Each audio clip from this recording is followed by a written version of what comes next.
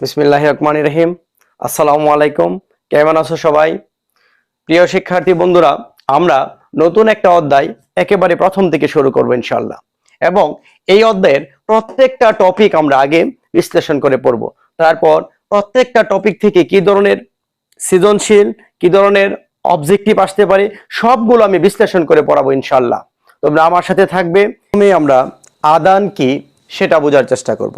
ওকে, তোমাদের পাঠ্য বইয়ে আদান সম্পর্কে বলা আছে পদার্থ সৃষ্টিকারী প্রাথমিক কণিকাসমূহের মৌলিক ও বৈশিষ্ট্যসূচক ধর্মকে আদান বলে। আমি আবার বলছি, পদার্থ সৃষ্টিকারী প্রাথমিক যে কণিকাগুলো আছে যেমন ইলেকট্রন, প্রোটন, নিউটন, এদের বৈশিষ্ট্যসূচক ধর্ম অর্থাৎ যেমন প্রোটনের চার্জ হলো প্লাস, ইলেকট্রনের চার্জ মাইনাস এবং নিউটনের চার্জ জিরো, এই বৈশিষ্ট্যসূচক ধর্মকেই আদান বলে। ওকে, এখন আমরা এই আদানের একক সম্পর্কে একটু বোঝার চেষ্টা করব। চলো আমরা আদানের একক বোঝার চেষ্টা করি। আদান। ওকে, আমরা আদানের একক বোঝার আগে আমরা আরেকটি পরিচিত রাশি এর একক নিয়ে একটু আলোচনা করে নেব। ওকে, দেখো বেগ, আমরা সবাই জানি বেগ এর একক হলো মিটার পার সেকেন্ড। এটা কিভাবে হলো? বেগ কিন্তু স্যার এক্ষেত্রে একটা যৌগিক রাশি। আমরা জানি 7টা মৌলিক রাশি আছে এবং 7টা মৌলিক রাশির একক নির্ধারিত। 7টা মৌলিক রাশি ছাড়া পৃথিবীতে যত রাশি আছে সবগুলা রাশির একক ওই 7টা মৌলিক রাশির উপরে নির্ভরশীল। ওকে, তাহলে এই বেগ যে একটা যৌগিক রাশি এর এককটা নিয়ে আমরা একটু বোঝার চেষ্টা করি। ওকে, আমরা যদি বেগের একক বুঝতে চাই তবে আমাদের জানতে হবে বেগ রাশিটা কোন কোন মৌলিক রাশির উপর নির্ভরশীল। ওকে, দেখো বেগ সমান আমরা জানি সরণ বাই সময়। ওকে, বেগ সমান সরণ বাই সময়। তাহলে বেগ রাশিটা নির্ভর করতেছে সরণ এবং সময়ের উপর। তাহলে আমরা যদি বেগের একক বের করতে চাই তাহলে আমাদের সরণ এবং সময়ের একক জানতে হবে এবং এগুলা মৌলিক রাশি, আমরা এদের একক জানি। সরণের একক আমরা জানি মিটার এবং সময়ের একক, সরণের একক মিটার, সময়ের একক সেকেন্ড। ওকে, অতএব বেগের একক হচ্ছে মিটার পার সেকেন্ড। হয়ে গেল। এখন অনুরূপভাবে আদান কিন্তু একটা যৌগিক রাশি। আমরা যদি আদানের একক জানতে চাই তাহলে আমাদের আগে জানতে হবে আদান কোন কোন মৌলিক রাশির উপর নির্ভর করে। ওকে, চলো আমরা এটা বোঝার চেষ্টা করি। আমরা আদান কোন কোন রাশির উপর নির্ভরশীল এটা জানতে চাইলে আমাদের তড়িৎ প্রবাহের সংজ্ঞা জানতে হবে। ওকে, আমরা জানি তড়িৎ প্রবাহ I সমান কিউ বাই টি। ওকে, তড়িৎ প্রবাহ I সমান কিউ বাই টি। ওকে, এক্ষেত্রে আমরা যদি তড়িৎ প্রবাহ থেকে চার্জ বা আদানকে বাম পাশে নিয়ে আসি তাহলে আমরা লিখতে পারি কিউ সমান আইটি। লক্ষ্য করো, এক্ষেত্রে চার্জ বা আদান কিউ সমান আইটি, অর্থাৎ তড়িৎ প্রবাহ এবং সময়ের উপর আদান রাশিটি নির্ভর করছে। এক্ষেত্রে তড়িৎ প্রবাহ এবং সময় দুটোই মৌলিক রাশি। ওকে, তাহলে আদান বা চার্জের একক নির্ভর করতেছে কার উপর? তড়িৎ প্রবাহের উপর এবং সময়ের উপর। ওকে, তাহলে আমরা এক্ষেত্রে জানি তড়িৎ প্রবাহের একক হলো অ্যাম্পিয়ার এবং সময়ের একক সেকেন্ড, অর্থাৎ চার্জ বা আদানের একক হলো অ্যাম্পিয়ার সেকেন্ড এবং এটাকে আমরা কুলম্ব এর সাহায্যে প্রকাশ করি। ওকে, এখন আমরা আদানের মাত্রাটাও একটু বোঝার চেষ্টা করব। ওকে, যেহেতু আদান বা চার্জ তড়িৎ প্রবাহ এবং সময়ের উপর নির্ভরশীল তাহলে আদান বা চার্জের মাত্রাও তড়িৎ প্রবাহ এর মাত্রা এবং সময়ের মাত্রার উপর নির্ভরশীল। আমরা জানি তড়িৎ প্রবাহের মাত্রা ক্যাপিটাল I এবং সময়ের মাত্রা ক্যাপিটাল T। অতএব চার্জের মাত্রা হবে স্যার কিউ সমান, অতএব চার্জকে আমরা আমরা ওই মাত্রাকে থার্ড ব্র্যাকেট দ্বারা প্রকাশ করি। অতএব চার্জের মাত্রা হবে, তড়িৎ প্রবাহের মাত্রা হলো I এবং সময়ের মাত্রা হলো T। ওকে, এটাই হলো আদানের মাত্রা। ওকে,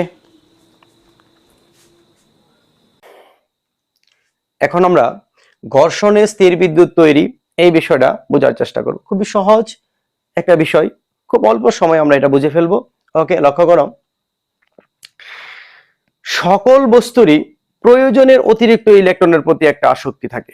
স্বাভাবিক অবস্থায় পদার্থের মধ্যে প্রোটন এবং ইলেকট্রনের সংখ্যা সমান থাকে, কিন্তু প্রয়োজনের অতিরিক্ত ইলেকট্রনের প্রতি একটা আসক্তি সকল বস্তুরই থাকে, তবে সকল বস্তুরই এই আসক্তি সমান থাকে না। আমি আবার বলছি, সকল বস্তুরই প্রয়োজনের অতিরিক্ত ইলেকট্রনের প্রতি একটা আসক্তি থাকে, তবে এই আসক্তি সকল বস্তুর সমান থাকে না। অনেকটা মানুষের মতোই দেখবা, সকল মানুষেরই প্রয়োজনের অতিরিক্ত অর্থ সম্পদের প্রতি একটা আসক্তি থাকে, কিন্তু এই আসক্তি সব মানুষের সমান না। যাদের অর্থ সম্পদের প্রতি আসক্তি বেশি, তারা প্রয়োজনে মানুষ খুন করবে, খুন করে টাকা জোগাড় করবে। ওকে, এখন লক্ষ্য করো, যে সকল বস্তুর প্রয়োজনের অতিরিক্ত ইলেকট্রনের আসক্তি বেশি আর যাদের আসক্তি কম, এরকম দুইটা বস্তুকে যদি আমরা পরস্পরের সাথে ঘষি, খেয়াল করো, ধরো এটার মধ্যে আসক্তি বেশি আর এটার ইলেকট্রনের আসক্তি কম, তবে এই দুটাকে যদি আমরা ঘষি তাহলে এটার মধ্যে ইলেকট্রন চলে যাবে, স্বাভাবিক বিষয়, আর এটার মধ্যে নেগেটিভ চার্জ হবে আর এটার মধ্যে পজিটিভ চার্জ হবে। ওকে, এখন আমরা বুঝবো কি করে যে কোন বস্তুগুলার ইলেকট্রন আসক্তি বেশি এবং কোনগুলার কম? এটা মনে রাখার জন্য আমি তোমাদেরকে একটা সহজ টেকনিক বলতেছি, লক্ষ্য করো।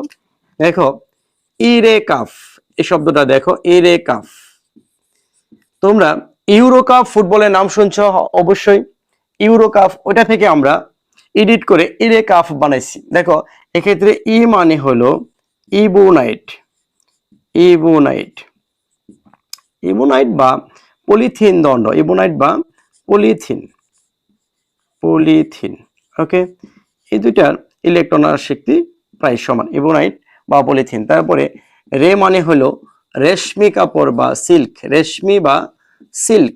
ওকে, নাম শুনছো অবশ্যই, সিল্ক। ওকে, কাতে হলো কাচ, কাচ দণ্ড বলতে পারো, কাচ দণ্ড। ওকে, ফতে হলো ফানেল বা পশমি কাপড়, ফানেল, ফানেল বা পশমি, পশমি কাপড়। ওকে, লক্ষ্য করো, এক্ষেত্রে ইরেকাফ এই শব্দটার মাধ্যমে আমরা তোমাদের এসএসসি ফিজিক্স বইয়ের মধ্যে যে পদার্থগুলোর উল্লেখ আছে, ইলেকট্রনের আসক্তি কোনটার তুলনায় কোনটার কম বা বেশি, এই সবগুলো আমি এখানে লিখে দিচ্ছি, খুব সহজে তুমি মনে রাখতে পারো।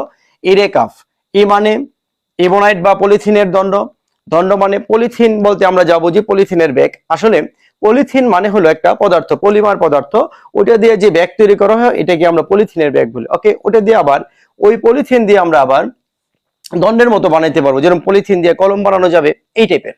ওকে, তাহলে এক্ষেত্রে ইবোনাইট মানে হলো, ইতে হলো ইবোনাইট বা পলিথিনের দণ্ড, রেতে হলো রেশমি কাপড় বা সিল্কের কাপড়, তাতে হলো কাচ দণ্ড, ফতে হলো ফানেল বা পশমি কাপড়। ওকে, এক্ষেত্রে ইবোনাইটের ইলেকট্রন আসক্তি সবচেয়ে বেশি, লক্ষ্য করো, ইবোনাইটের ইলেকট্রন আসক্তি সবচেয়ে বেশি, তারপরে হলো রেশমি কাপড়, তারপরে হলো কাচ, তারপরে হলো ফানেল। ওকে, খুব সহজে তুমি মনে রাখতে পারবা।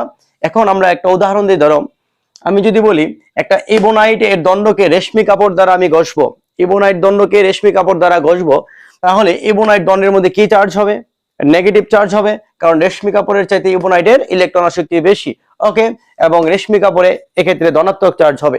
এখন আমি যদি তোমাকে বলি একটা কাচ দণ্ডকে রেশমি কাপড় দ্বারা আমি ঘষবো, তাহলে কাচ দণ্ড কি ধরনের চার্জ হবে স্যার? কাচ দণ্ড এক্ষেত্রে ধনাত্মক চার্জ হবে এবং রেশমি কাপড় ঋণাত্মক। ওকে, ভালোভাবে বুঝেছো।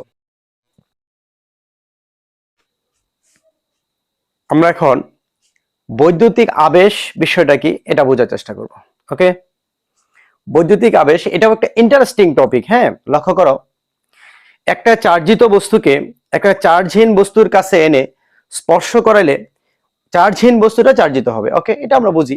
এখন একটা চার্জিত বস্তুকে যদি একটা চার্জহীন বস্তুর কাছে এনে স্পর্শ না করিয়ে, চার্জিত বস্তু চার্জহীন বস্তুর সাথে স্পর্শ না করিয়ে চার্জিত বস্তুর প্রভাবে চার্জহীন বস্তুকে যদি আমরা চার্জিত করতে পারি, তবে এই প্রক্রিয়াটাকে বলা হয় তড়িতাবেশ। ওকে, আমি আবার বলছি, খুবই ইজি একটা বিষয়, লক্ষ্য করো, একটা চার্জিত বস্তুকে চার্জহীন বস্তুর কাছে এনে স্পর্শ না করিয়ে চার্জিত বস্তুর প্রভাবে অচার্জিত বস্তুকে বা চার্জহীন বস্তুটাকে চার্জিত করার প্রক্রিয়াটাকে বলা হয় তড়িৎ আবেশ। একেবারে ইজি একটা বিষয়, আমরা এই বিষয়টা একটু চিত্রের সাহায্যে বোঝার চেষ্টা করি। ওকে, লক্ষ্য করো, ধরো এটা আমরা একটা ধনাত্মক চার্জে চার্জিত বস্তু নিলাম। ওকে, এটা হলো ধনাত্মক চার্জে চার্জিত একটা বস্তু, আর এক্ষেত্রে চার্জ নিরপেক্ষ একটা বস্তু নিলাম আমরা, এই বস্তুটার মধ্যে কোনো চার্জ নেই, এটার মধ্যে ইলেকট্রন প্রোটন এগুলা সমানভাবে বিচ্ছিন্নভাবে আছে। ওকে, এখন এটা হলো চার্জহীন বস্তু, আর এটা হলো ধনাত্মক চার্জে চার্জিত বস্তু। এখন তড়িৎ আবেশ প্রক্রিয়ায় এই বস্তুর সাহায্যে এটাকে কিভাবে চার্জিত করা যায় এই সহজ বিষয়টা আমরা বোঝার চেষ্টা করব। ওকে, তাহলে এই বস্তুটাকে যদি এটার কাছে এনে যদি স্পর্শ না করা এভাবে কাছাকাছি রাখি, তাহলে এই বস্তুর চার্জের প্রভাবে এই বস্তু থেকে, খেয়াল করো, এই বস্তু থেকে ধনাত্মক চার্জগুলা এই পাশে চলে যাবে আর ঋণাত্মক চার্জগুলা এই পাশে চলে আসবে। কেন এমনটা হবে? কারণ আমরা জানি বিপরীতধর্মী চার্জ পরস্পরকে আকর্ষণ করে এবং সমধর্মী চার্জ পরস্পরকে বিকর্ষণ করে। ওকে, এই জন্য এই ধনাত্মক চার্জের প্রভাবে এই পাশে ধনাত্মক চার্জগুলো চলে যাবে আর এই পাশে ঋণাত্মক চার্জ চলে আসবে। ওকে, লক্ষ্য করো, আমরা কিন্তু এই বস্তুর সাথে, এই চার্জিত বস্তুর সাথে চার্জহীন বস্তুকে স্পর্শ করাই নাই। ওকে, এখন এই অবস্থায় যদি আমরা এই পাশে আমরা যদি একটা ধাতব চাকতি স্পর্শ করাই, ওকে, একটা ধাতব চাকতি যেটা নিরপেক্ষ, চার্জ নিরপেক্ষ, তাহলে এই ধনাত্মক চার্জগুলা এই চাকতির মধ্যে চলে যাবে, যেহেতু এটার মধ্যে চার্জ নাই।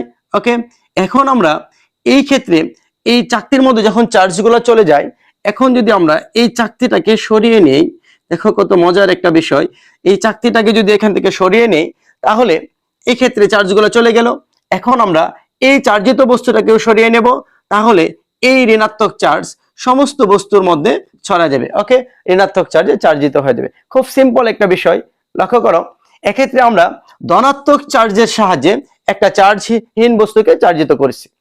এক্ষেত্রে আমরা লক্ষ্য রাখবো, তড়িৎ আবেশ প্রক্রিয়ায় যদি আমরা কোনো বস্তুকে চার্জিত করতে চাই, তাহলে যে চার্জের সাহায্যে আমরা একটা অচার্জিত বস্তুকে চার্জিত করব, তার বিপরীত চার্জ সৃষ্টি হবে। লক্ষ্য করো, এক্ষেত্রে বস্তুটার মধ্যে কি চার্জ ছিল? ধনাত্মক চার্জ ছিল। আর এক্ষেত্রে যে বস্তুটাকে আমরা চার্জিত করছি সেটার মধ্যে তার বিপরীতধর্মী চার্জ সৃষ্টি হয়েছে। ওকে, আমি আবার বলছি, খুব ইম্পর্টেন্ট তথ্যটা, যদি একটা বস্তুকে আমরা স্পর্শ করিয়ে চার্জ করাই, তাহলে এই বস্তুর মধ্যে যে চার্জ থাকবে তার সমধর্মী চার্জ এটার মধ্যে সৃষ্টি হবে। কিন্তু যদি আমরা এই বস্তুর সাহায্যে এই বস্তুকে আবেশ প্রক্রিয়ায় চার্জ করি, তাহলে এই বস্তুর মধ্যে যে চার্জ থাকবে এটার মধ্যে তার বিপরীতধর্মী চার্জ আবিষ্ট হবে বা সৃষ্টি হবে। ওকে, এক্ষেত্রে আরেকটা জিনিস লক্ষ্য করো, যেটা আমাদের বোঝা দরকার, আমি একটু দেখিয়ে দিচ্ছি।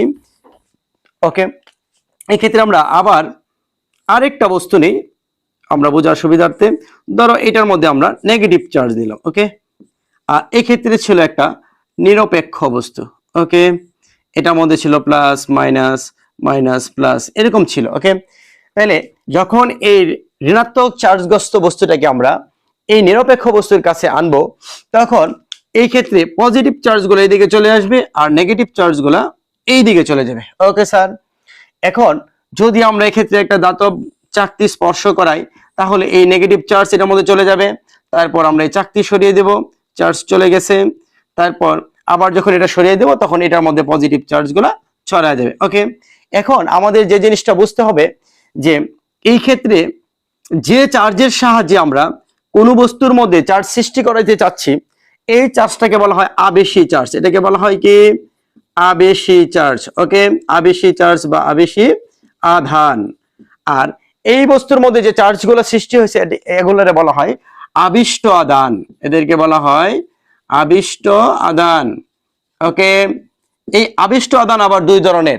এই পাশে যেটা থাকবে এই আধানের সাথে এটা হবে বদ্ধ আধান আর এটা হবে মুক্ত আধান। তোমাদের